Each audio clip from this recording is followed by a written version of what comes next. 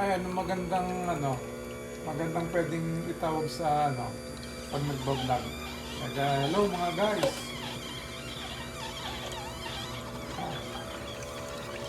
Hindi ko alam, bahala sa'yo. Bahala ka. Isip ka nga. Hello mga uncle. Mga Hello ka-angkol. mga ka-angkol. Hello di yun mga na lang. ka-ante. Hello mga ka-angkol. Ito po. Nagawa po kami ng fruit juice. Ang dami mo. Sabi mo, kunti lang. Mapupuno na. Kaya na, parang konti. Madami pala po.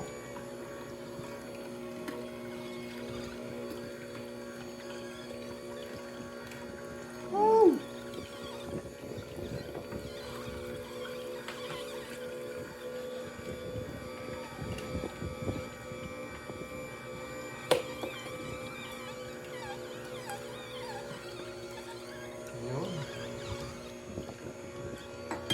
Ready to serve na to.